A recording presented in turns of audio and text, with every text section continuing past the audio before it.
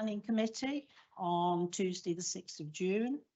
Before it can proceed, as Chairman of Harbour District Council, I'm required to request nominations for a Chairman and a Vice Chairman. So we'll proceed first with the nomination or nominations for Chairman. Have we any nominations? Thank you, Councillor Elliott. I'd like to nominate Councillor Burrell. Thank you. Have we a seconder? I'd like to Councillor Jones. second Councillor. Thank you. Burrell. Thank you. Thank you. Do we have any other nominations? Okay, so we'll go to the vote. Will you, via a show of hands, show whether you are for the nomination for Councillor Burrell? And that's carried unanimously. Thank you very much. Okay, now we'll move to the nominations for Vice Chairman. Can I have a nomination for Vice Chairman, please? Councillor Elliott. I'd nominate Peter James. Thank you. Do we have a seconder? Thank you. Councillor Asher. Yes, I'd like to second that, please. Thank you. Can we have a show of hands for the nomination? Thank you. That is unanimous too. Thank you. Okay. I will now vacate my chair to the new chairman. Thank you.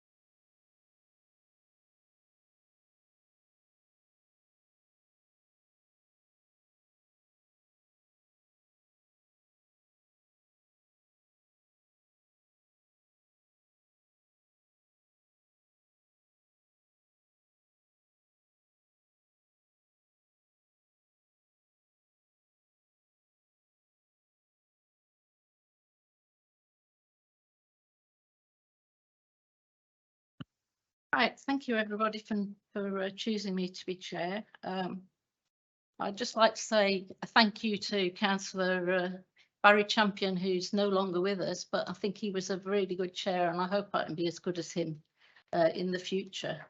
Now, I've just got a few things to read out and then we'll make some introductions.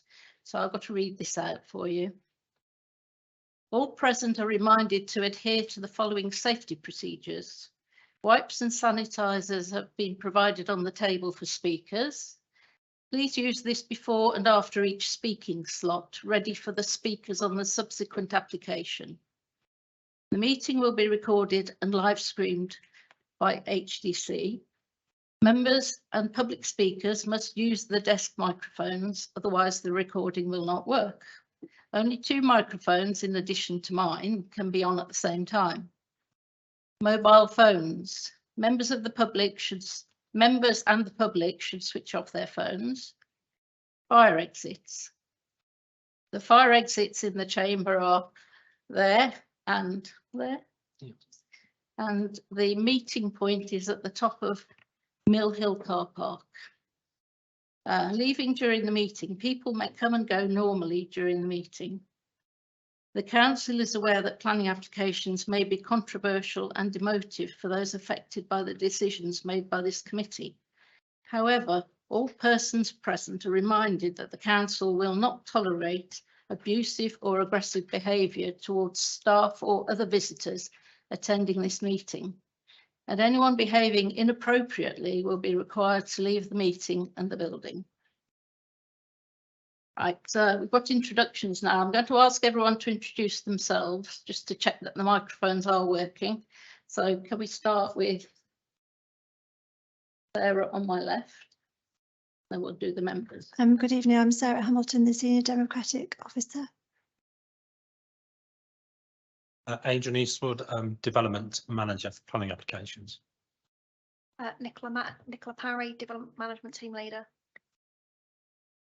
Mark Patterson, Strategic Growth Manager, Management. Louise Finch, Team Leader, West Team. David Gare, Lutterworth East Councillor. Councillor Joe Ashley on Lebanon Ward. Peter Elliott, and in Houghton Ward. Councillor Moder, Bilston and Tilton Ward. Simon Wellman, Kibworth. Peter James, Little Bowden Ward. Councillor Mahal, Glen Ward. Councillor Worrell, Broughton Astley South and Liam. Thank you. I think did everyone hear everything? Yep, good, thank you. Right, now we've got apologies for absence and notification of substitutes, and I don't believe there are any. I think the whole new committee is here with us today. The next item on the agenda is declarations of members' interests, and I believe we have one tonight. Yes, Chair. The final one is an application put in by my parents, so I'll leave at that point. Okay, thank you. Now we turn to the draft minutes of the Planning Committee from the 4th of April on page 3 to 6 of your agenda papers. Now, I think there were only 3 people in this committee now who were at them, so I'll ask 2 of those 3 committee members to approve and the minutes. Page 3 to 6, can I see a proposer for them? Thank you, Councillor James, and a seconder. Thank you, Councillor Moder. All those in favour of the minutes? Thank you. Right, item 7 on the agenda is to receive written questions or receive petitions submitted by the public, and I don't think there are any others, Sarah. No, that's right. Item 8 is referral up to council by the Planning Committee to consider any referrals under Part 3, Section B 1.4 of the Council's Constitution. Are there any? No. Right, now we're on the index of the applications for determination tonight. So I think the first application is application 20/00718/FUL and 20/00719/LBC at the Welland Quarter, St Mary's Road, Market Harborough, which is page 9 of your agenda papers. The erection of 3, 4 and 5 storey apartment buildings comprising a total of 77 residential units with balconies, associated parking and electric charging points, and change of use of existing vacant listed building to 6 flats, including refurbishment works and external staircase to the rear. This is going to be presented by Louise Finch. Thank you, Chair. This application relates to the site known as Harborough Rubber or the Welland Quarter, located on the corner of St Mary's Road and Kettering Road, as shown on your screen. Slide 2 gives more of a context of the site's surroundings. I'm just highlighting the railway station, existing apartments, the site's outlined in red, and you've got various supermarkets. I'm just highlighting Lidl and Aldi and Waitrose, so you get a flavour of exactly where the site is. It's a very prominent site, especially for visitors and residents using the station. Part of the site has previously been developed with large apartment blocks, which you'll see from opposite the station. So I'm just highlighting those. Those that have walked down St Mary's Road will see these prominent buildings. A previous planning approval in 2018 related to both sites, so that was site A and site B, and included the temporary car park that's used for the NCP car park. But the current proposal relates solely to site A. These further slides show site photos, including firstly the view from St Mary's Road walking up towards the station. Secondly, we've got the old flour mill, which is one of the oldest industrial surviving buildings in the town. What I'm just highlighting here is as seen from Kettering Road Bridge, and just here there's existing apartments which were developed as all affordable scheme, and you can walk along the river over towards the station this way. And I'm just highlighting the existing apartments and the old flour mill. So hopefully that gives you a further flavour of the site. The final photos, the rear elevation of the old flour mill. So again, you can see the decorative features of that building, which is a listed building. Going on to the proposal as mentioned is for 77 apartments in 3 separate buildings. The old flour mill, which I'm just highlighting here, would be converted to 6 apartments, and there'd be a stairwell on the back of that. The access into the site would be off St Mary's Road. There's an existing vehicular access that's used more for servicing the site at the moment, so that would be through there. And then there would be 39 car parking spaces shown. There'd be indoor bike storage for each in each corner, and there'd be a communal bin store. Electric charging points are also shown.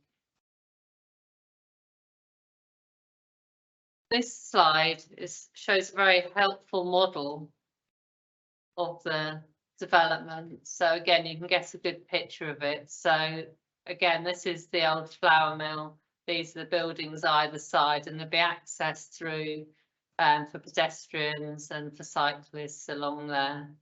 And again, this would be the main access that I'm highlighting. And you can see the scale of the buildings in context of existing buildings, including the old flour mill and this property behind.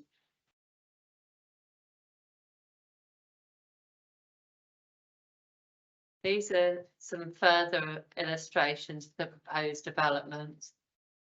And essentially the design reflects the industrial past of the site, and it's of a scale appropriate to other developments that have already taken place.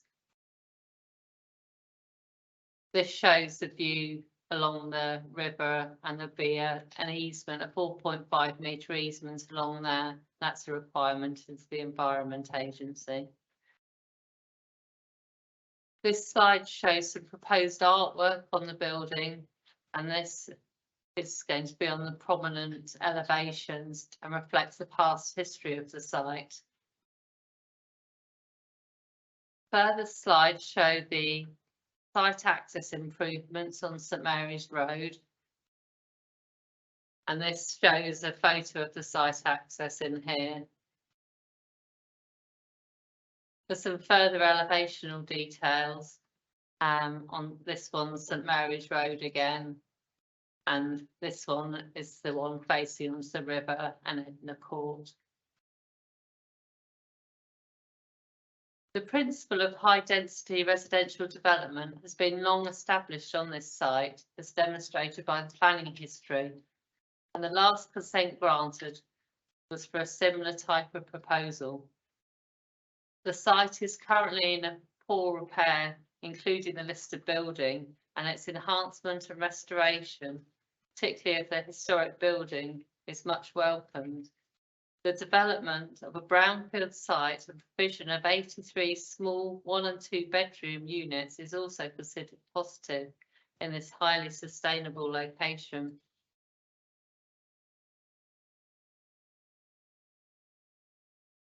The report considers the design and visual impact and considers this would be positive, and that the impact on the listed building would not be significant.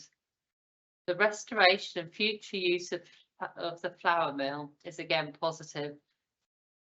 Highways is a further key consideration, and quite a lot of work has gone into meeting the highways officers' requirements, including assessing the impacts on nearby junctions and from committed developments. Highways are now satisfied with the information put forward and have suggested both conditions and Section 106 contributions to mitigate any impact. Impact on residential amenity has been assessed in the report, and the scheme reflects its context and relationships seen within this part of town. It is acknowledged that there will be some disturbance during construction and filling of the void on site with imported soil. A construction method statement will be required by way of a further condition. Other technical matters such as drainage, flooding and ecology have been assessed as part of the report, and there are no technical objections. The final section of the report details Section 106 requirements in Appendix A. However, the applicant has submitted a viability assessment which has been verified on behalf of the council. This concludes that any Section 106 contributions would not be viable on the site, given the costs associated with developing it. It is recommended that a clause is added to the legal agreement to incorporate a clawback mechanism to allow review of the financial viability should figures and circumstances change in the future. In conclusion, the overall benefits of the proposal are considered significant and approval is recommended to include the Section 106 and conditions as outlined. Thank you, Chair. Thank you, Louise. There is some extra information on the supplementary information list. And we have two speakers. Councillor Knowles, would you like to come forward and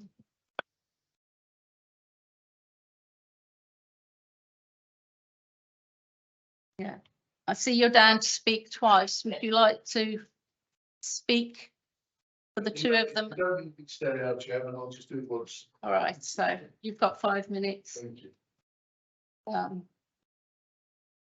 Want to start when you're ready? Thank you. Chairman, this site is a gateway to the town, and I don't think anyone who knows the site would dispute that something needs to be done. At the moment, all you have is broken boards around it and a very sad view as you enter. But the reason I asked to speak and the reason I asked officers to make sure that this came to committee, which I do it would automatically, but I still felt it was worth underlining as a ward member, I wanted to see to committee, was that there are many aspects on this, because whatever we do as a planning authority will have a bearing on what happens in the next 5 or 10 years as this building ages. And also will have a bearing on not only the people that move into it, but those who already live in and around it. So I would urge the committee to be very mindful of the environmental situation, the traffic situation, because that road is exceptionally busy. The access and egress from that site is going to be difficult. I know the planning officers are telling us that the transport authorities are happy with the ideas that are being put forward, but I just think it's something we need to bear in mind.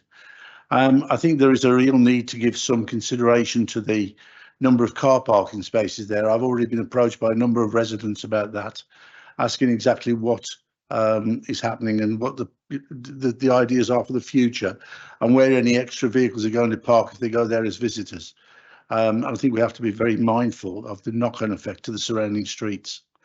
And the only other thing I really want to say about this, Chairman, is that this is an ideal opportunity to also enhance the green credentials of the authority, because when this is being developed, there are opportunities that will be available to us as part of the conditions that we can put on to encourage the developer to take on all manner of green and environmental opportunities for the development of this site.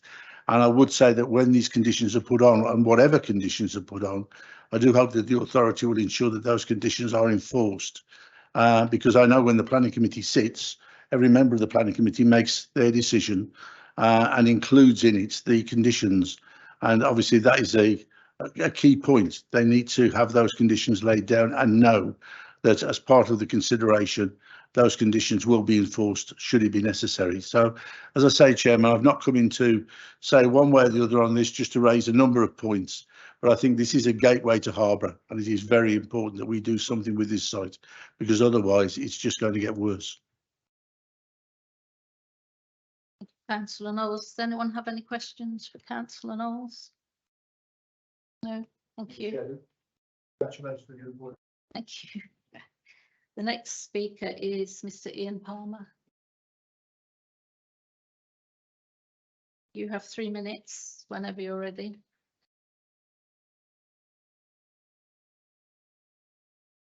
Thank you. Dear Chairman and members of the committee, my name is Ian Palmer of Staniforth Architects, the agent for the application. This long vacant site has already been stated has become an eyesore, and is prominent. Old Mill has become a graphic reminder of this derelict site in a prominent location which is in dire need of regeneration. Previously in 2018, for 45 dwelling houses and apartments over 4 and 5 stories, we have since redesigned the scheme several times to address changing market and viability constraints. The main design features of the site remain the same, however, namely the existing Grade 2 listed mill and the site's proximity to the roads, river and previous phases of Welland Quarter. The current unsightly basement excavation is proposed to be infilled and used as an at-grade surface car park and courtyard. This simplifies construction and allows stormwater attenuation to be installed below the car park, proposed car park.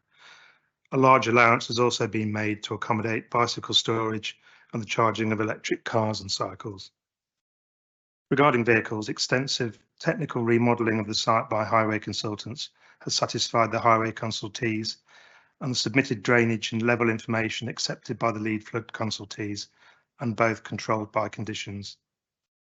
In developing this current design before you, we took on board comments from the last Harbour District Council Conservation Officer and previous comments made about our consented scheme. This involved the removal of render from our palette of materials and focusing on larger windows and brick.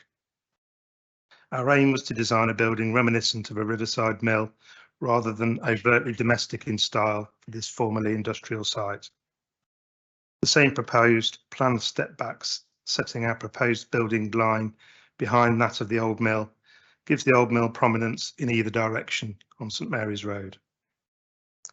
The old flour mill, as you saw from the photographs, carries many scars of its past, and this gives us the opportunity to scrape away some of that past damage, revealing more of the historic fabric. The proposed stair extension to the old mill on the south elevation is where there have been most historic alterations and scarring, leaving the relatively unaltered north, east and west elevations clear for a full restoration. Storey heights are largely in line with our previously consented scheme, being a mixture of 4 and 5 stories. The riverside buildings running up to the corner of St Mary's Road with parapeted flat roofs to reduce the scale and allowing a large area of solar PV panels. The proposed 4-storey buildings either side of the flour mill, as before, having mansard roofs with dormers.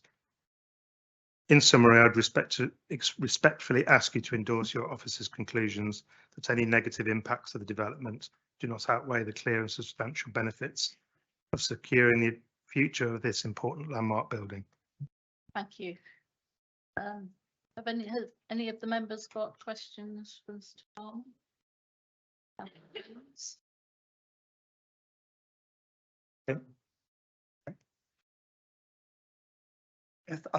mean, I'm aware of a lot of the history on this site, and this scheme is far removed from the very beginning of it. Now, I can understand viability issues and things like that. One thing I would say is that this site, around this site, St Mary's Road and the Kettering Road area, it's the most congested area in Market Harborough. It quite frequently gridlocks, and that raises some issues for people living in there. I mean, I don't entirely agree with the highways, but maybe. James, is this a question? Oh, right, okay, right.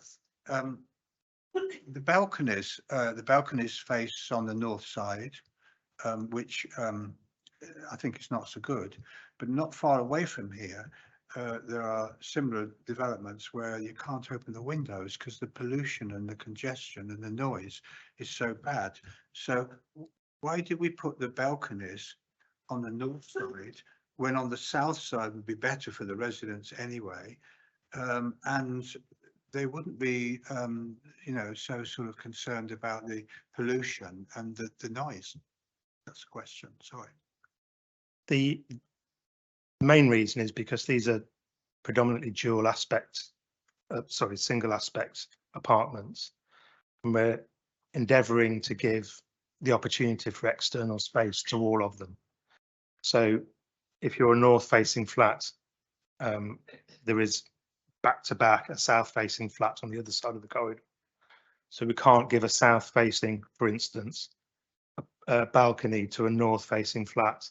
So we're just trying to give as much opportunity for some external space to every flat. Okay, thank you. Another question, we mentioned solar panels in there. Yes. So are we going to have, presumably this would be on a communal basis at the point of construction. This is definite, is it? Is it that it's part of the proposal that we'll have solar panels? And then does that link to the, we talk about energy efficiency boilers. So are they electric or? I mean, we have to present that information as part of the conditions, but at this stage, we would imagine it will be all electric rather than gas. And with the solar panels, yeah. Correct, yes. Okay. We have been asked that question by, Yeah. Okay. should be in the report. Okay, thank you. And then just one other one in terms of the car parking. I'd like to better understand the car parking because if you maybe look at a different type of development, with 80 odd apartments, you would be looking for at least another 5 for visitors, because there's regular visitors to these, not just people who live in them, but their relatives and other support they might need. And the car parking Is a question. the car parking seems low, very low, and it's unallocated. So it might be a nightmare in terms of what goes on the parking and who gets there first. How do you think that can be managed? That situation can be managed. This application was modelled by a transport consultant in far more detail as requested by the Highway Authority in order to establish the numbers. And it's partly based on its location and its position to transport links. Hence why we've had to increase vastly the amount of cycle parking storage, obviously the provision of electric vehicle charging points and electric cycle points. Okay. But the transport consultant obviously has done a great amount of detail on that. Thank you. Okay, councillor Asher, good question. The vehicle access, will there be gates on there for going in? And if there are gates, will it be electronic? I can't answer that. I don't know the answer to that question. I don't believe there are going to be electric gates.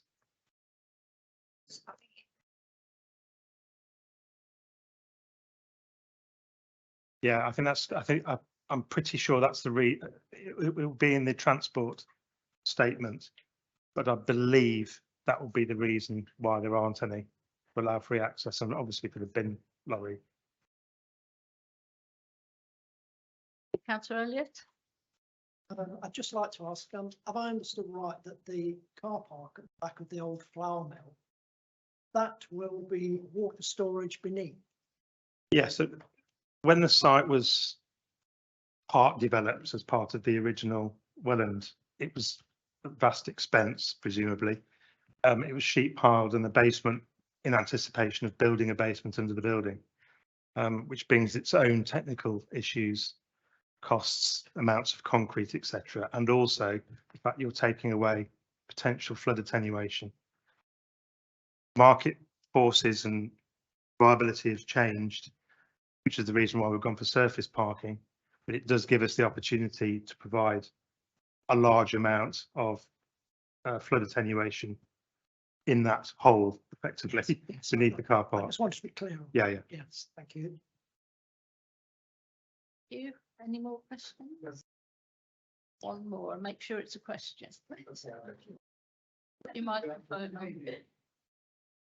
We are retaining the water facility underneath the car park. Is that what we do? Because again, this is a really critical point on the River Welland, because we do have really serious flooding. and there's organisations looking at that at the moment. I was concerned that if we filled it all in completely, we're going to lose some sort of overflow facility there. So could you explain exactly what's happening there? Yes, I mean, the previously consented scheme had a basement car park, which had already been partly constructed, which is why there's a big hole there. That takes away any flood attenuation, hence why this new scheme is going to have surface parking. And there's been a very detailed flood risk assessment and details by the consulting engineers to put attenuation, as in water storage for stormwater below the car park. Thank you. Thanks, Chair. There's another question, councillor Ashton.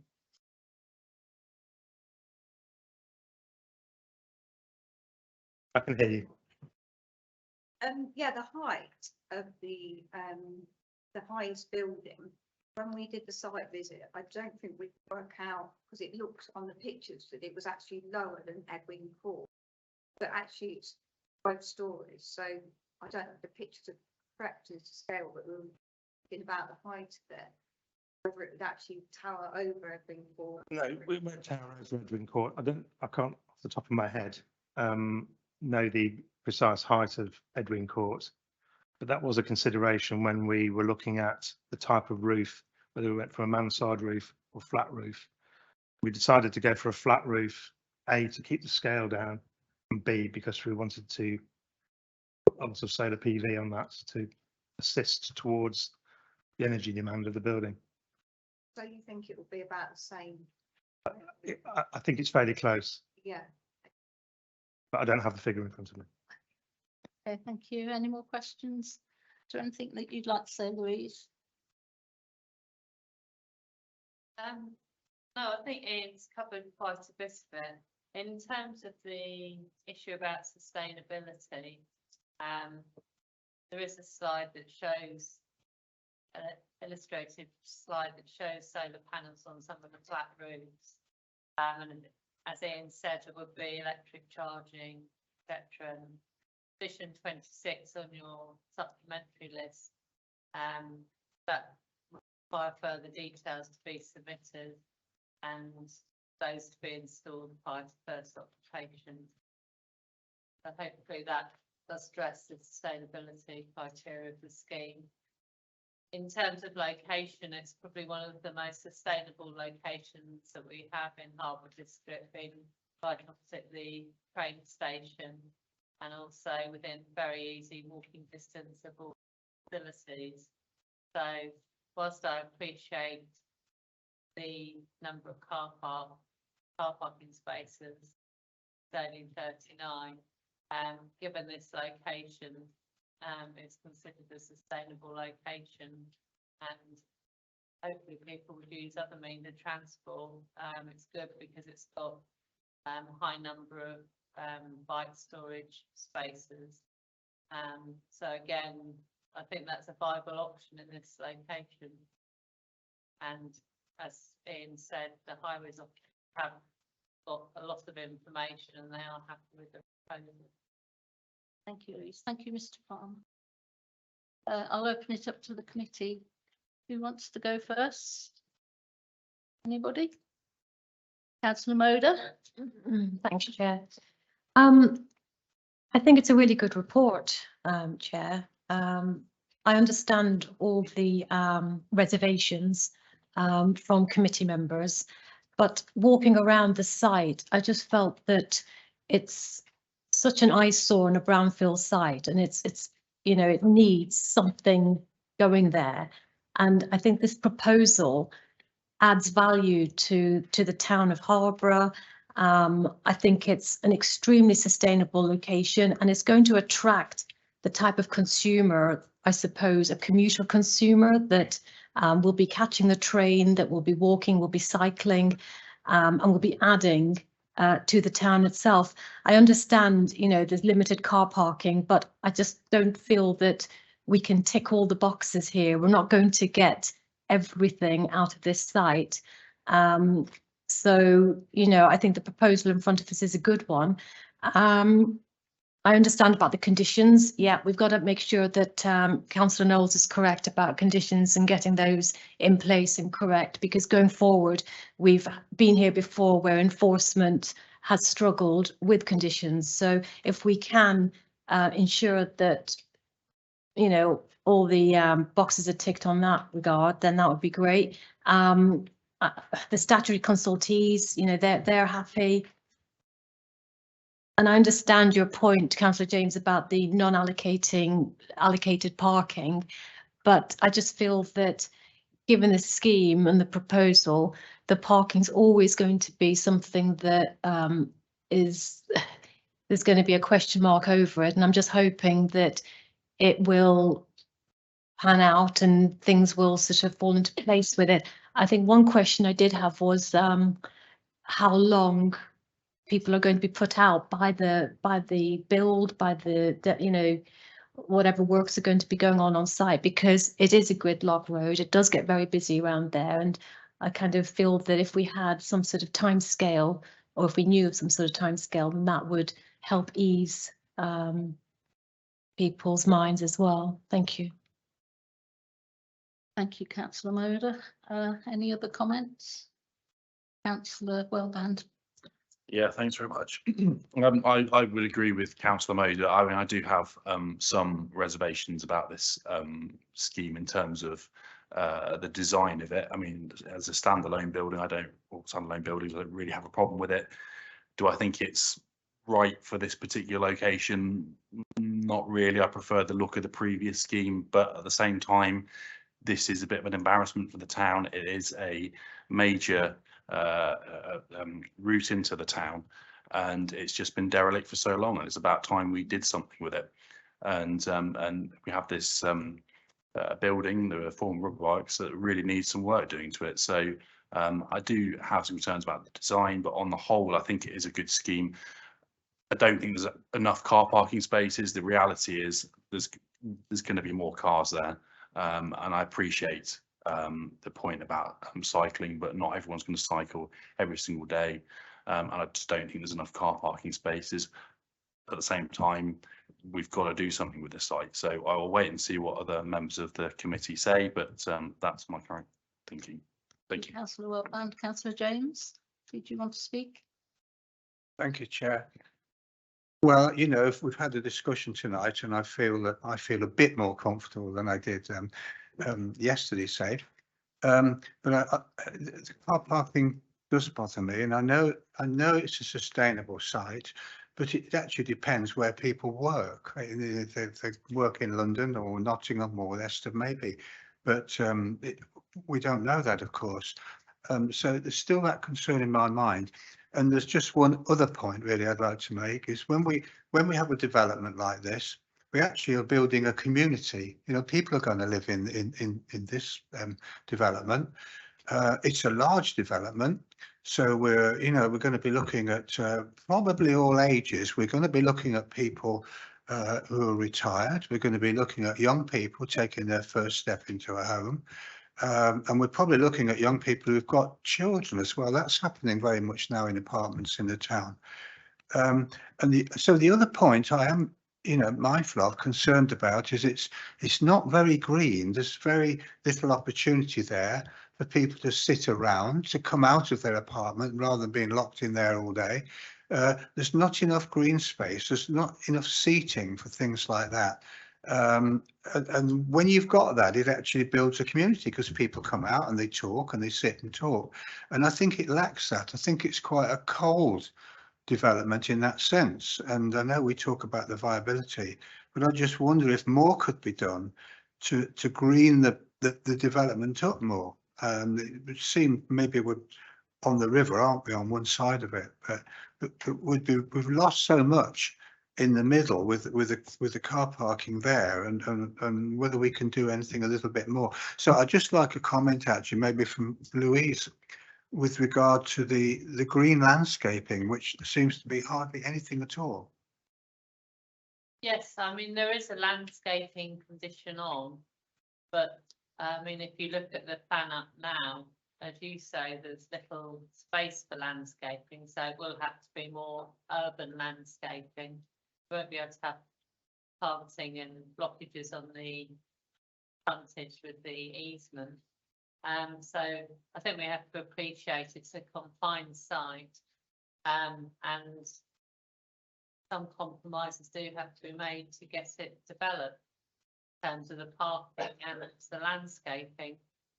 It will be a sort of pleasant area with minimal landscaping, and I guess people with children will take them to Symington's or Little Bowden. I mean, both of those have been easy walking.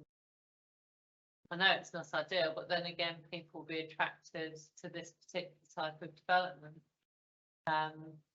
So, for example, students at Brook House or, you know, such like, or older people that don't want to do the maintenance, but I mean, that will be market led in any event. But as I said, I put the condition on for landscaping, but it will be minimal.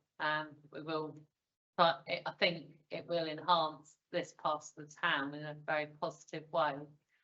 So we have to look at that, and we have to look at, you know, do we want to get this site developed?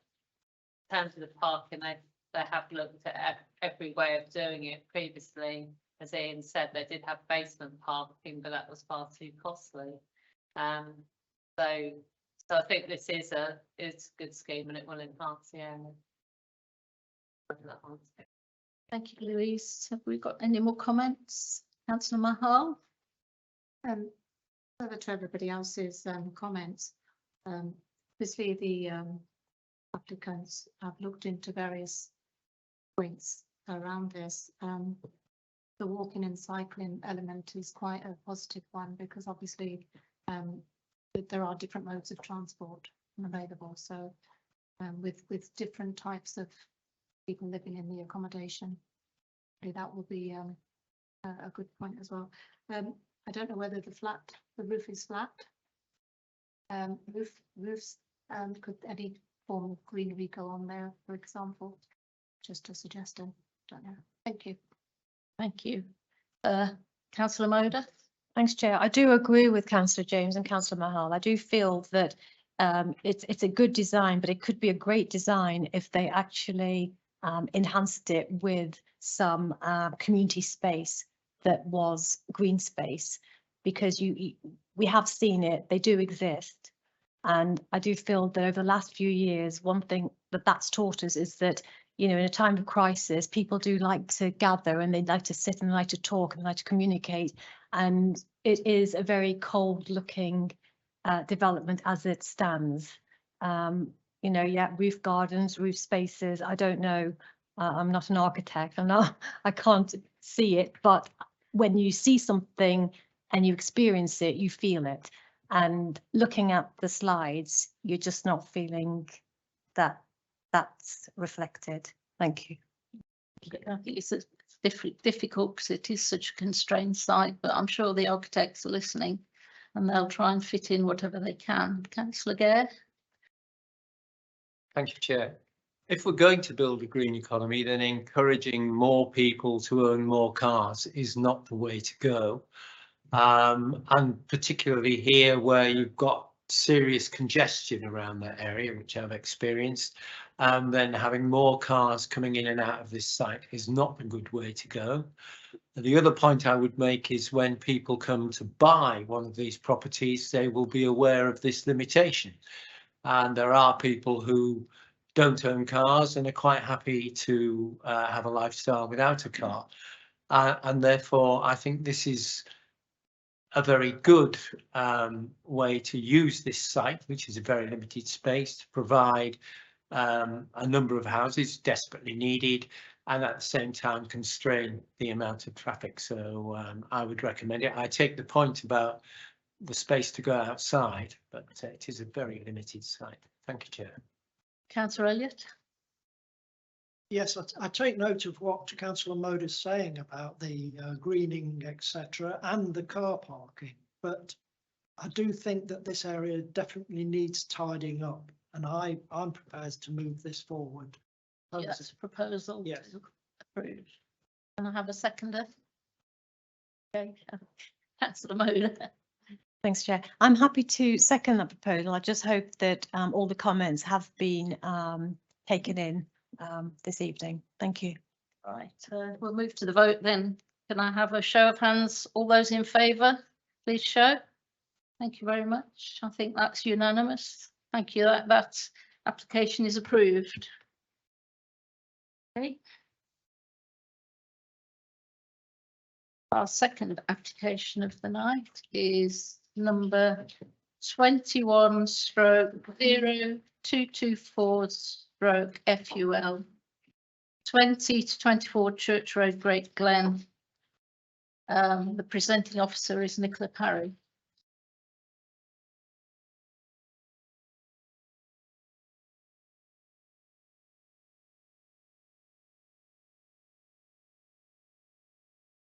Thank you, Councillor Byron. Good evening, members. So the site is located in the centre of Great Glen. The site consists of the current Co-op supermarket store, which I'm just indicating to you here, and the building with its access from Main Street, which leads into the rear customer car park I'm pointing out to you here. And a derelict, excuse me, part dismantled employment site, which is shown to you here, which was formerly occupied by Thorpes of Great Glen Limited, which was a joinery timber processing business, which has relocated up to Airfield Farm Business Park with that access from Church Road. As you can see from the aerial photograph, the site is closely surrounded by residential properties on its east, north and west sides. But just to give you some bit of better context, so this is the existing Thorpes building, obviously from Church Road. You can see it's very derelict, looking a bit of an eyesore in the centre of the village, with residential properties either side of the boundary. And then this is obviously the current Co-op store with access that leads into the rear car park that I was just talking to you about. And then this is the neighbour at number 15 Main Street, which I've mentioned a bit more about within the supplementary paper. And then obviously this is from within the existing Co-op car park, so you can see the state of the existing building where obviously some of it's already been started to be dismantled, and you can just see some of the properties along Main Street, the rear elevations of those. So the application seeks full planning permission for the clearance of the site, so the demolition of the Co-op building and the complete demolition of the industrial premises, and the erection of plot 1 here, which is going to be a 3-bedroom property. You're then going to have three 3-bedroom dwellings here, plots 2 to 4, and then there's going to be 4 2-bedroom properties here, which will be plots 5 to 8. And then in the rear of the site, you're going to have the replacement Co-op store building at ground floor, and then at first floor you'll have 6 flats. So what I've now done, obviously I've zoomed into this so you can see in a bit more detail. So plot 1, like I just mentioned, plots 2 and 4, and then plots 5 and 8, with car parking provided for each of those units, and with the dwellings all having individual gardens. There will also be a footpath between plots 5 and number 15 Main Street. This is what plot 1 will look like, quite a nice bespoke characterful building on the corner and the entrance to the development. This is a CGI of what it would look like. So this is plot 1 leading, you can just see up to the plots at 2 to 4, and then in the far distance you can see the Co-op building with the apartments above. Then come on to plots 2 to 4. Again, you can see what they look like, very traditional in design. You can see some solar panels on the roofs as well. Again, that's a CGI of what they will look like. I would then move along to plots 5 and 8. These are the ones that are going to be on Main Street, and you can see with plot 8, they've actually reduced the side of this extension to minimise the impact on the neighbouring properties on Church Road. Again, another CGI of what they will look like. Main Street once the Co-op building's been demolished, and then you can just make out where it says the Co-op. Obviously, that's indicative, but that's where the footpath will be to allow people from Main Street access into the development.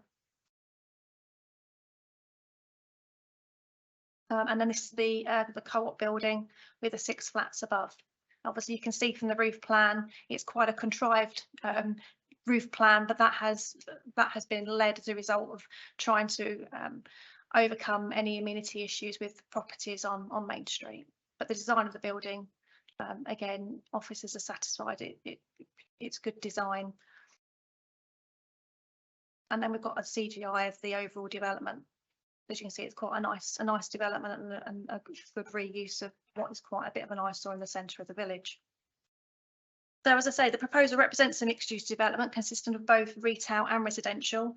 In terms of the principle of the development, officers are satisfied that the proposal complies with the relevant policies of the local plan and the Great Glen Neighbourhood Plan in relation to housing and retail development.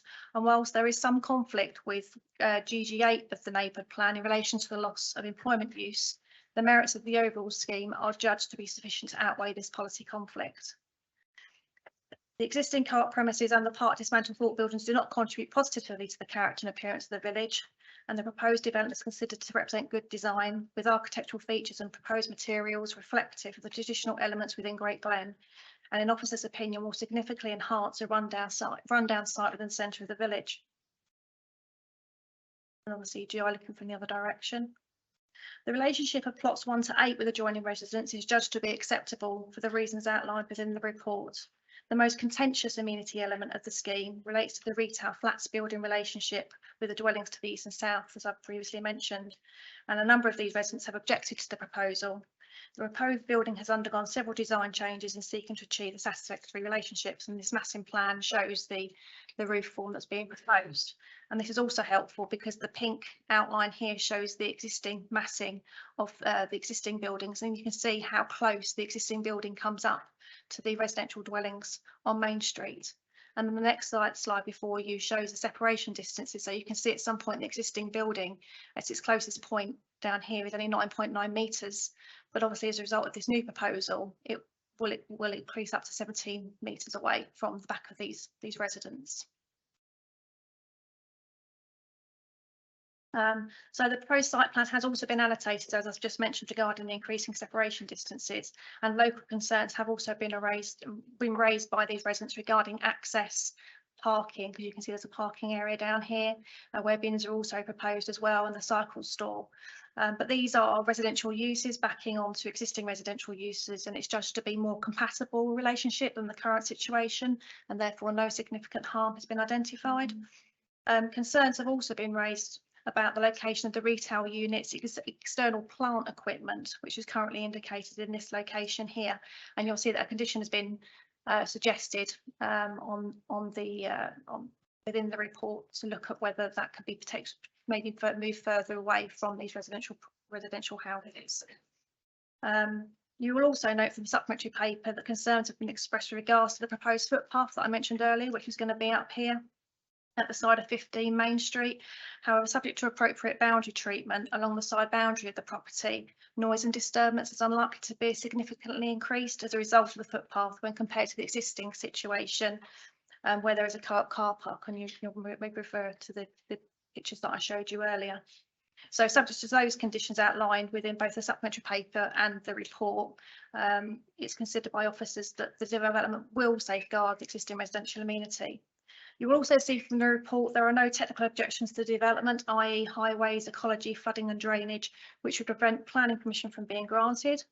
You will also see from the report that consultees have advised officers that the development generates the need for 40% on-site affordable housing and financial contributions towards libraries, secondary and post-16 education, community facilities and public open space.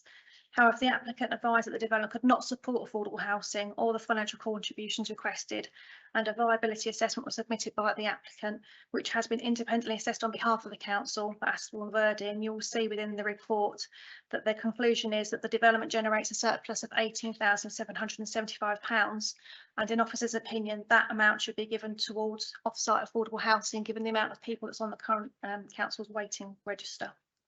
The benefits of the scheme, notably a larger fit-for-purpose retail unit with off-road parking to serve the local community of Great Glen and the surrounding villages, the removal of vacant derelict industrial buildings with an attractively designed development in the heart of the village centre, and the provision of smaller accommodation units is judged to represent sustainable development, notwithstanding the inability to provide the necessary infrastructure provisions sought. I should also mention that in addition to the extra conditions mentioned on the supplementary paper, there will also be additional highway conditions if members agree with the officer's recommendation to approve the application. Thank you. Thank you, Nicola. Got two speakers on this. Mr. Jackson. Would you like to come forward and sit at the desk? You have 3 minutes.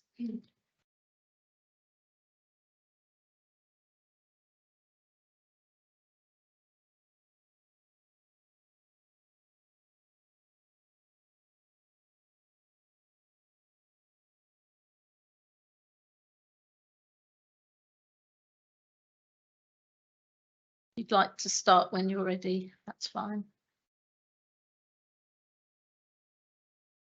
Press the button, yes. I'm a civil and structural engineer by profession. I'm currently studying for an MA in landscape architecture. The scheme may be better than nothing, but that is nowhere near good enough. Now that Labour and Conservatives are preparing compulsory purchase policies, developers cannot hold communities to ransom by sitting on land until the planners cave into mediocre schemes. A neighbourhood plan allocates a different reserved site for housing, even though this one was vacant. Hazelton Homes took a gamble on being allowed to cram loads of non-affordable houses onto a business site, but that doesn't entitle them to. The initial claim that there was no viable business use was evidently not true, was not accepted by the planners. The replacement store is to be welcome, but the building is only slightly larger than the existing, and much of that is to accommodate first floor access to flats. The sales floor is in fact no larger than the one built in 1970s to serve a much smaller community. So the store is small, boxed in at the back of the site by houses, with substandard parking and no room at all for expansion. Can you think of a store deliberately placed in a similar situation? I can't. It is not credible to suppose the cult will not want their store better sited. The planning report also gives a very misleading and partial reading of the ecology advice. The county ecologist actually says it is disappointing that biodiversity enhancements are not being proposed on the site. Consideration should be given to the requirement of MPPF 180D that opportunities to improve biodiversity should be integrated as part of the design, especially where this can enhance public access to nature. That's not those back boxes as the plans would have you believe, it's public landscaping, which is non-existent on the site. The trees you can see in the image are in private gardens and already exist. The store should be relocated towards Church Street in a visible and accessible location, made larger or with room for expansion, and the terrace scrapped to allow a well-landscaped site with biodiversity adequate public parking. As it stands, everything is subservient to the housing on what, after all, is agreed by the planners to be a business use site. You have a unique opportunity to provide sustainable mixed-use development fit for the 21st century that cannot be provided on any other site in the village, but only if you refuse this. It is overdevelopment, poor layout that prioritises housing over the more important business use and leaves no room for soft landscaping and biodiversity. That's para 180D. It is not sustainable development and sets a very low bar for development in similar wards. However, whatever approval is eventually granted, it should be conditioned that the construction is phased to ensure that the store remains open throughout. That's Okay, it. thank you very much. Any questions for the speaker, Mr. Jackson? No? Thank you, Mr. Jackson.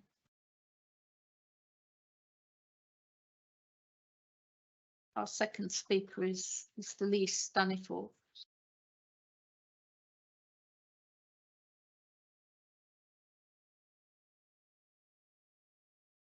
Start whenever you're ready. Thank you. Good evening, Chairman, members of the committee. I'm Lee Staniforth, agent for this application. I'm here to talk in support in the main part, but also to hopefully answer any questions you may have. We've been working with your planning department and the parish council on this important site for the past 3.5 years. To date, there are only 6 objections to this application. Understandably, these limited objections are from the houses bordering the proposals. I shall seek to attempt to appease the concerns raised as follows. Too many houses. The viability of this scheme is tight. Construction material costs in the UK continue to escalate, reaching a 40-year high. There is a finely balanced quantum of development required to allow developers to deliver a product. Similarly, there is a huge requirement for new houses, as we all know, and especially sought after accommodations such as this 1, 2 and 3 bed units. Further to this, the site is identified under the adopted Great Glen Neighbourhood Plan as a site worthy of retention of its current commercial use. As such, we believe we've proposed a sensitive scheme on a brownfield site, delivering much needed housing and offering a new retail facility in replacement of an existing aged store. Anyone that knows Great Glen, especially in the mornings and evenings around school times, will be aware of how congested Main Street is. This proposal removes that issue completely and delivers dedicated off-street parking, which has been fully approved by County Highways. Further objections have been received from the occupiers of the houses along Main Street related to their concerns over overlooking, loss of amenity, etc. We've again worked very hard to minimise this with your planning team. We would strongly argue and indeed feel we have proved how the proposed building will have far less impact than the existing large workshop sited hard on their current boundaries. As part of this process, we have amended the roof form numerous times so as to better relate to these houses, to the detriment again of build cost. Flooding's been mentioned. The site sits partly in flood zones 1, 2 and 3. We've had to ensure that the houses and the store only sit in flood zone 1, with the parking areas potentially sitting in the 1 to 1,000 and 1 to 100 year flood zones. The local lead flood authority are happy with these proposals. Comments on ecology and biodiversity. It should be remembered that this site is currently brownfield. It's occupied in the main part by older workshop buildings, and what is not built on is concreted over. The scheme offers betterment to this. We understand how people may wish for more public open space, but this is simply not commercial nor viable. As with all current planning applications, it's a complex exercise seeking to juggle the aspirations of all the statutory consultees, the planners, the parish, and indeed neighbouring amenity. But we do feel that we've worked vigorously and successfully to achieve this fine balance, 30 seconds. which we please. believe has resulted in a well-considered scheme offering much needed accommodation within the village, whilst delivering a more efficient village store, which seeks to ensure the sustainability of the village and which at the same time removes highway congestion issues from Main Street. It may be helpful to understand that it's a prerequisite of the co-op that the new store is completed before the old one is demolished. We're aware that comments were made to this effect. Happy to answer any questions. Okay, thank you. Any questions, Mr. Staniforth? Not from. Councillor Usher?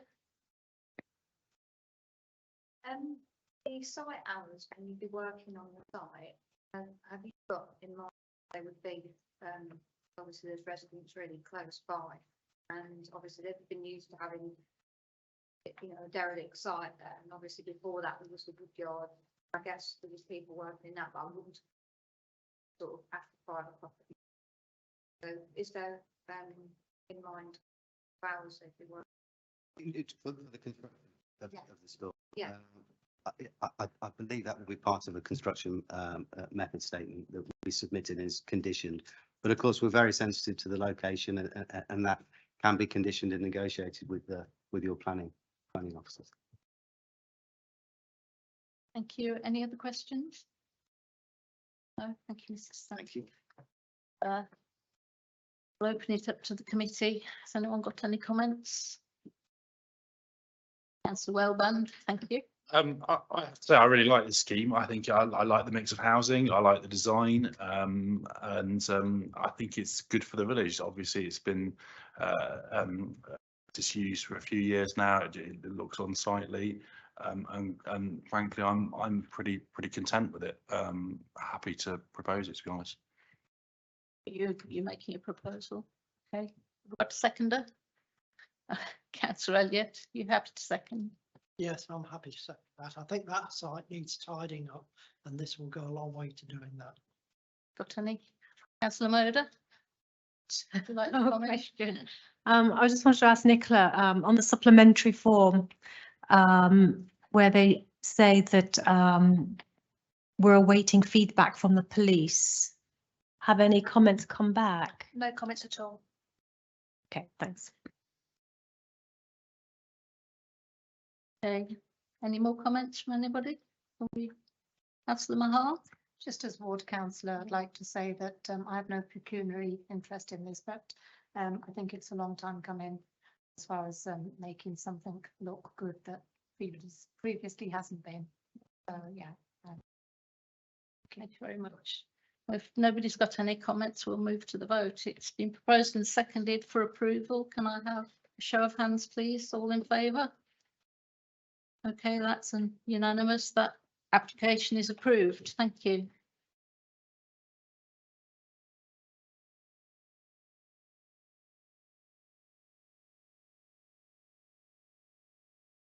Right. Our next application is 23/00150/ADV. 23/00151/ADV, 23/00152/ADV, and 23/00153/ADV. Land at Northampton Road, Market Harborough, Market Street, Lutterworth, and land at St Mary's Road, Market Harborough, and also land at Leicester Road, advertising consents. And Adrian Eastwood is going to present this one. Yes, thank you, Chairman. Slightly unusual, we've combined 4 proposals as one, but I think you'll have seen from the report that there's such similar schemes. The issues are really all the same. Obviously, if in any discussion we differentiate between them, then we can take separate decisions, but as it stands, we're happy to recommend as a single decision. There's very little plans really to show. These advertisements are in situ, so I think people will have been past them. Whether or not you noticed them, I suppose, is a test, but you would have been past them in Market Harbour and if you've been at Market Street in Lutterworth. So there's 4 or 3 banner signs. There's a photograph here of, I think this is probably Leicester Road going out to Market Harbour, and that would be Northampton Road going out to Market Harbour. So the contents of the signs slightly differs, but that is what they look like. As I say, they are there. They're not particularly imposing, in my opinion, and that really goes to the heart of the report. They're not particularly dominating at all. They are in situ. I don't think they've caused any particular issues. They're fairly modest, and as a consequence, in each of the locations, Chairman, we would recommend them for approval. I've got no more plans. It really wouldn't serve any purpose to show a plan of a high street in Market Harbour or Lutterworth, for example, but that's what's proposed or what's there actually. So that's I recommend for approval on the basis that they're really not causing any significant intrusion or any harm. So thank you, Chairman. Okay, thank you. Adrian, we've got no speakers on this one, so it's open to the committee. Has anyone got any comments or recommendations? Councillor Moder. Thanks, Chair. Happy to approve this. Propose it, yeah. So you're proposing a seconder, Councillor Asher? Yeah. Okay, proposed by Councillor Moder, seconded by Councillor Asher. If there's no more comments, can I take? Oh, sorry, Councillor James, you've got a comment. Yeah, just one comment. Presumably, these are advertisements, Chair, yeah? So there's some income generated from that, is there? Well, then, yes. Well, that wouldn't be a planning question, really. We're looking at whether it generates income or not. It's not for the planning decision. Okay, any more comments? Shall we move to the vote? Recommended for approval. All those in favour, please show. Thank you. That's unanimous. That application is now approved. Thank you. Move on to the second. The next application is on page 107 of your agenda papers, and it's 23/00287/REM land adjacent Glebe Farm, Coventry Road, Lutterworth. It's part of Magna Park South, and Mark Patterson is going to present this one for us. Thank you, Chair. This first application is for maybe a reserved matters application for what's known as MPS 9, which forms part of Magna Park South at Lutterworth. So we'll quickly run through the slides. This is an aerial view of the application site. So the site in question is in this area here. You see the mouse. You've got Lutterworth off to the northeast, the original part of Magna Park, to the north of the site, and then Magna Park as it's being constructed at the moment to the south and immediately to the west of the application site. So this is the site plan for the proposal. So you can see the application site in the red line here. And you can see the other parts of the site for which development has been, permission has been granted. We have, subsequent to this submission of this application, we have also granted consent in this area here, immediately to the south of the application site. So this particular plot is the final element of Magna Park South. just move on to the outline of the proposed unit.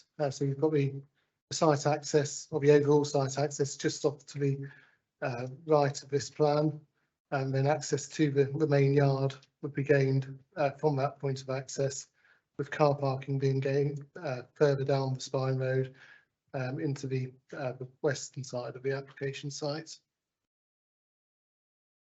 Again, this slide just puts the building into context, showing the other buildings which have been consented in the area. And these are the elevations of the proposed building. Again, very, very similar to those on the rest of the application site, which we'll move on to now. This is a view of one of the buildings opposite the application site on Magna Park South. And secondly, a group of the buildings, similar location. With the application site is just off to the right of this particular view. There is a small piece of additional information on the supplementary list, Chair, just regarding an update to a situation which was reported in the committee report regarding the provision of the lorry park, and essentially the new lorry park facility outlined for Mere Lane. We've now received final agreement from Highways Authority that that scheme is acceptable in Highways terms, and that has now been recommended for approval subject to completion of a 106 agreement. And so that overcomes the slight conflict with the outline scheme, which indicated the provision of a lorry park on this application site. There is a speaker on the application, Chair, so I'll hand back to you. Thank you, Mark. There's one speaker on this application, Mr. Stubbins. Would you like to come and sit at the table?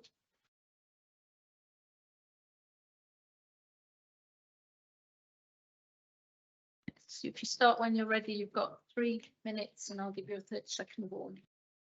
Thank you. Good evening, Chair, evening members. My name's Quinn Stubbings. I'm Senior Planning Director for GLP, the owners and developers of Magna Park.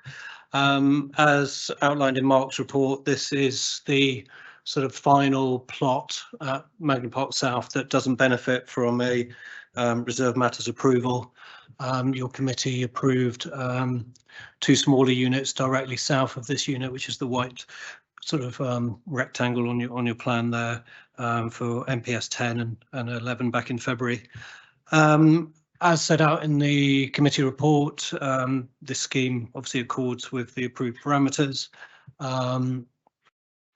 The sort of master plan for Magna Park South contains 11 units. 7 of those have been constructed. 6 of those 7 have been leased, and we have 1 small unit on the sort of far left-hand side of your screen, adjacent to the A5, that's currently under offer.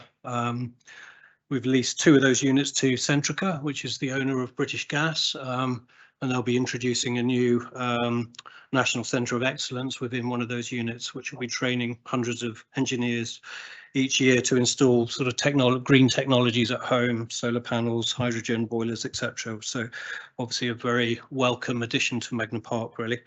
The intention is to develop the 2 smaller units and this unit, obviously subject to it being approved this evening, later this year, so it'll be ready for occupation early next year. In terms of kind of some of the sustainability credentials, this will be a net zero emissions in construction, so that will be a 25% reduction in embodied carbon when compared to a sort of standard logistics building. As a new initiative at Magna Park, we're introducing air source heat pumps within the warehouse as well. Previously, we've only done that in the office element, and we're introducing that into the warehouse itself. Designed to WELL principles, BREEAM excellent, and EPC rating A. So yeah, so obviously a big focus on sustainability, really. I think that's all I have to say, really. Thank you. Thank you very much. Any questions for Mr. Stubbings from the committee? No? Thank you, Mr. Stubbings. Back again. You will be, yes. Got any comments on that, Mark? No? Okay, I'll open it up to the committee. Any comments from the committee? Oh, Mr. Gare, Councillor Gare, would you like to? Thank you, Chair. Obviously, this is going to go ahead, but I would ask the committee and members and council to bear in mind the extra traffic that is going to be generated by this. Hundreds of lorry movements a day. The workers who will come pouring in here because there is no public transport to this site, and that impact on the town of Lutterworth. And to bear that in mind when considering future road developments to the town of Lutterworth. We're already an air quality management area, and the opportunity to reduce that has been bypassed once already. Opposite this, on the other side of the allotments, they're going to open a McDonald's restaurant so that people will have to cross the dual carriageway to get to the McDonald's restaurant. And that will encourage school children to do that. So when that's already been passed, but I would urge that you bear in mind that you put the crossing that was promised for the allotments but never came, that crossing is built before the McDonald's restaurant. I mean, the sheer scale of this and its impact on the town, well, just grim, really. Thank you. You, Councillor. Any more comments or Councillor Elliott? Could I just ask Mark if the new lorry park, it will be finished by the time that the new is finished? It may be. I don't know when it will be built, but there was no requirement as part of the outline for the site for the provision of that lorry indicated on the plan, but it wasn't actually either by condition or section 106 obligations. So yes, it would be fantastic to have it. We can't refuse any application because of the lack of it. The applicants have a lot of work along that sites, and understand that there are businesses lined up effectively to operate that once it has been built. We can't stipulate, but it has to be provided. You, any more comments? Oh, Councillor James. Just picking up Councillor's point, answer there about Mark, is it possible to have routing conditions so that we don't have more HGVs passing through the centre of Lutterworth? I know on some developments, routing conditions can be put in. I don't know whether they're practical or not, but I think a fair point has been made there. Yeah, this element was considered fully as part of the outline consent, and there were routing agreements as part of that. So it's not something we can consider as part of the reserved matters application, because that's purely looking at design, size, scale, appearance. But it has been assessed as part of the outline consent, which effectively is part of the same planning permission. It's one planning permission in two parts, so it is covered by the outline consent.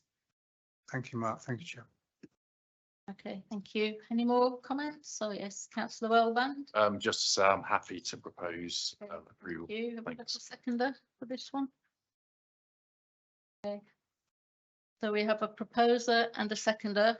All those in favour of approving this application, please show. Those against? Abstentions? So we've got one abstention and all the rest. So this application is approved. Thank you. So our next application is at Saddington. 23/00382/FUL. 1, the Old Rectory, Main Street, Saddington. A restoration and conversion of an existing outbuilding into annex accommodation. And Adrian Eastwood is to present this one. Yes, thank you, Chairman. This is a committee because at the time the applicant was a councillor when the application was submitted, and so we brought it for transparency really. There's a fair few photos, and you'll see it's self-evident. The proposal to convert a fairly, I say run down, certainly underused outbuilding, though attractive, could certainly be enhanced, I think, in the heart of the village of Saington. So you can see the location, you'll see it's very near the church, actually, so right in the middle of the village.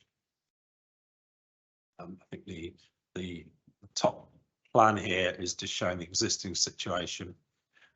So the outbuilding does, for example, at the minute accommodate 3 cars. The conversion will mean that there'll be less space for cars in the outbuilding. Obviously, they'll still retain 2 car parking spaces in the carport, but they've indicated here how they can also provide car parking within the curtilage of the property.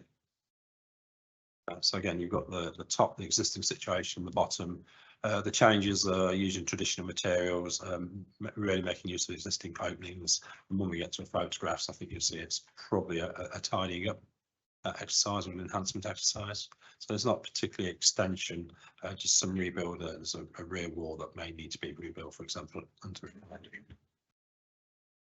it's a bit dark, but some of the images here a bit clearer. So that this is the outbuilding that's to be converted, and it becomes an annex. So it's not a new dwelling here, and there'll be if approved, a condition to control that as accommodation to the host property. You can see the host property in the background there. I understand it is probably for visiting family. Actually, that's probably how I'd expect it to be utilised. So it's just, I think it's self-evident. You can see that I refer to the carport on the right-hand side there, and then the property be converted. You can see it's certainly could be enhanced, I think is one way of describing it. You see there, the street scene images. It's not actually particularly prominent in the street scene. That's the up next door. Okay, this is the street scene image. So I think, to be fair, you would only see that as a fleeting glimpse when you're passing by. I often cycle through the village, and it's not something that's prominent or going to be at all obvious and obtrusive to you. And you can see I think these must be extensions at the back of the pub. So part of the proposal is a little bit more contemporary. I think it's a box window that faces the host property rather than the street. And you can see here there's been a little bit more contemporary additions on the up there actually. So it's an enhancement. It's not creating a new residential accommodation. Actually, it's a new dwelling. It's really ancillary to the host property. Causes no harm. Seems a good improvement to the site, and hence it's recommended for approval. Chair, thank you. Thank you, Adrian. No speakers on this, so it's open to the committee. Has anyone got anything to say about it? Proposal, perhaps? Councillor James? Okay, proposing approval. Have I got a seconder for that? Councillor Moder? Happy to second. Okay, thank you. We've got a proposer and a seconder. All those in favour of approving this application? Thank you. That's unanimous. The application is approved. Thank you. Now we're back to Magna Park again. This time we're going to Magna Park North. So it's 23/00438/REM. Land at Mere Lane, Bittersby, page 135 of your agenda papers. Mark Patterson is going to present this one for us again. Carry on, Mark. Thank you, Chair. So again, back at Magna Park, but this time on Magna Park North, to the north of the existing Magna Park site. This aerial photo gives a rough indication of the application site. So you've got the former railway line running through site north-south just here. The site that we're looking at this evening is in this location here. I'll just make it out with the mouse screen. Put that in context of the overall site. You've got the existing Magna Park site here, the A5 running to the north, to the northwest here, and the application site that we're looking at this evening. You can see the red area just here. You've got the 5 buildings on the site which have already been constructed, and certainly the 4 at this end have been occupied. And the building here, Gwyn can probably give a better update, but so it's constructed. I believe it's been occupied as well. But look at the the site plan of the actual site this evening. Access to the site would be from the main spine road. It's to the west on this site. Access in here into the main yard area, and then there'd be a separate access to the car park area to the front as well. This puts the site in the context of the overall landscaping of the site. As you can see, it's compared to the existing site and also compared to Magna Park South, it isn't as densely developed, and there's large areas of open space on the site. See that in this area here. In terms of the elevations, again, very similar to what we've seen on the Magna Park South and what's happening on the rest of this site as well. And there's a couple of photos of existing buildings on Magna Park North. So this is one of the buildings adjacent to Bittersley House, which you can see just here. And then one of the buildings adjacent to Mere Lane as well. There is, as mentioned, a speaker on the application, Chair, so I'll come back to you. Thank you, Mark. Yes, we've got one speaker. It's Mr. Gwyn Stubbings again, if you'd like to come to the table. Start when you're ready. 3 minutes as before. 30-second warning. Thank you. Yeah, so this plot is Magna Park North 5. So we've developed 4 buildings on Magna Park, all of which are leased. So this is the sort of next plot as we work our way sort of further along in a northerly direction along the A5. Intention is to develop the building speculatively, as we've done with the previous buildings at Magna Park. The plot itself is plot K, which subdivides into 2 sort of parcels, really capable of accommodating two large units. So I think sort of like really just the next sort of development along, really. I might just take a couple of minutes to just kind of pick up on a couple of the points from the previous application, which may assist with the consideration of this one. As Magna Park South is served by buses, Arriva will be providing a bus service into Magna Park South. They provide bus service to Magna Park North as well. We have a draft operating agreement with their lawyers at the moment, so those services will be coming online very shortly. In the interim, there is a on-demand service by Fox Connect, so there is some buses there serving Magna Park South as well as Magna Park North. Delivery of the lorry park, we've tendered, we've run a competitive process on that. We've had 5 very good bids from some mainstream lorry park operators. We've reduced that down to 2 preferred bidders now, and we'll be looking to appoint an operator hopefully next week, so we can move that development forward as quickly as possible.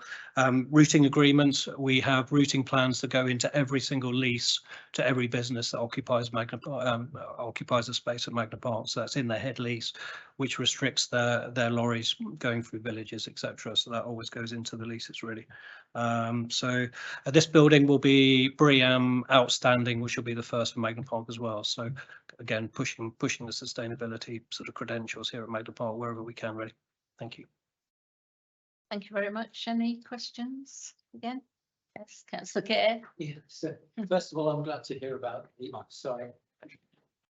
Experienced. I'm glad to hear about the buses, and I would welcome a copy of the routes at some point, if that's possible. Do you have any concerns about Mere Lane? Obviously lorries, weren't you? It was Mere Lane, that's the lane to the southeast of the site there, and the workers' traffic, which there's a lovely rat run will run through Frolsworth, Ashby Parva and into Mere Lane, which will cut off going down to the A5 and coming down to the A5. So in terms of bus routes, the Arriva service serves Hinckley, Leicester and Rugby, the main 3 locations for buses coming in and out of Magna Park. Leicester is probably the most heavily used bus service into the park. With regards to Mere Lane, beyond the second smaller roundabout on Mere Lane, there's a weight restriction from that point onwards. Yes. We've reinforced that recently with signage on sort of our side of the roundabout. to discourage HGVs going down that route. So new signage has gone in place. In terms of staff using that, that's something we can't sort of prevent against. They are able to use that route. So that's not something we can control necessarily, but certainly in terms of HGVs, that, like I say, we've reinforced the weight restrictions along that route to try and sort of manage that as best as possible, really. Thank you. Thank you very much. Thank you. It's open to the committee. Any comments? No? Councillor Elliott? I'm happy to propose this. Okay, have we got a seconder? Thank you, Councillor Wellband. So that's proposed by Councillor Elliott, seconded by Councillor Wellband. All in favour, please show. Thank you very much. And against or abstain? All right, so that application is approved. Thank you very much. The final application. And Councillor Moder is now leaving the room. Thank you for your attendance tonight.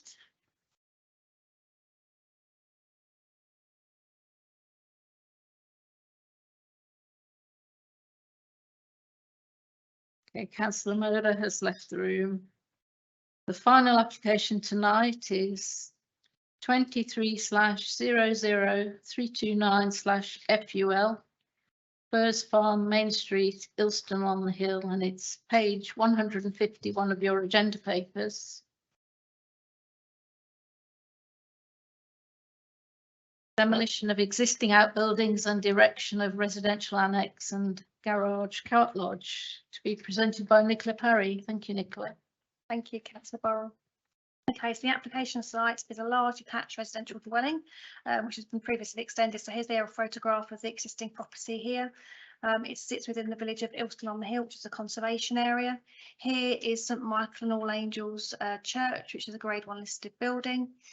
Here is the Fox and Goose Public House, and then here you've got the property known as the Knoll, which obviously has got an immediate garden area here, and then they've got an extended garden that leads all the way around back here, including this garage, and there's also a shed.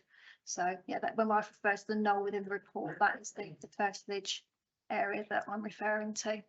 Obviously there is a public right of way that leads off in this direction, and there's like I say, it's a big paddock, and obviously there's a menage area as well. This is more of a zoomed in site location plan of the host property, the buildings in question, and like I say, this neighbouring property with the garage and the extended garden area. So in terms of the application itself, it seeks full permission following the demolition of the outbuilding to erect a residential annex, which will link into the main dwelling, and the erection of a detached garage car lodge to the south here. The proposed garage reflects the extant consent, so this can be built. There's already permission for this, but they have put the application does obviously propose the garage again, obviously as part of this application for this. So the floor plans, well, these are the elevations firstly. So the elevations show the existing building, obviously, which is going to be demolished, but it will actually be designed to reflect the existing building. Obviously, there's some good photographs within your report which shows the existing building. So that will reflect that in terms of the frontage development. And then what they're proposing is a 1.5 story block running north-south behind the front single story section, which is set behind the front elevation of the host dwelling, and that's to be able to provide a first floor bedroom. The plans indicate roof materials to be slate. The existing materials are slate on the existing front building, and the wall materials will be facing brick, although the first part of the annex will be timber clad. The material is judged to be acceptable, as there are examples of timber cladding within the village. For example, the front garages at Somerton House and Oak House as you come into the village. And in the officer's opinion, it also helps to break up the visual mass of the proposal. Local concerns are noted, and obviously if members do have concerns over the proposed materials, and particularly in terms of the timber cladding, then details could be requested by way of a condition. As you also see, concerns have been expressed about the scale and design of the annex. However, the annex is subordinate to the host dwelling. It's well presented, and in an officer's opinion, it represents good design. The link into the host dwelling reinforces the annex connection, and like the extant consent, can be sustainably controlled by a waiver condition to ensure the annex is not sold or let separately from the host dwelling. So I'll just show you the next plan. So this is the floor plan of the accommodation. So as I say, you're going to have a bedroom at first floor with a bathroom, and then downstairs you've got a living dining area, and then a living area here. But like I said, there's a linkage back into the main house. And then this is where the carport garage is proposed. And this is the withdrawn scheme that came to us before. It was on the agenda last year, but obviously just before it came to committee, the application was withdrawn because that scheme was recommended by officers for refusal. So you can see when you look at this scheme compared to what's now been put before us, that the scheme is much significantly improved. And in officers' opinion, it's good design. And then also in officers' opinion, there will be no adverse harm to the setting of the listed church or the wider conservation area. Again, referring to your photographs within your report, you can see there's a good established hedge along the main street, which will help to screen the majority of the development. And like I say, the first floor element will be set back from the front elevation of the first host dwelling. Therefore, officers are recommending it for approval. Thank you. Thank you, Chair. Thank you, Nicola. There are no speakers on this one, so I open it up to the committee. Has anybody got any comments on this? First to speak? Anybody? No. I think it's quite a good scheme. I actually quite like the that bit of cladding on the first floor story, because I think it looks a bit like a barn sticking up behind some stables. So would anyone want to propose anything? I'll propose from the chair that we approve this application. Councillor Asher, you're happy to second? Yeah. Any more comments? We have a proposer and a seconder to accept this application. All those in favour then? That's unanimous. This application is approved. Thank you very much. And that's the last of our applications tonight. The final item on the agenda is any urgent business, and there is none. So I declare the planning committee closed at 8:07 tonight. Thank you very much, everybody. Thank you for coming.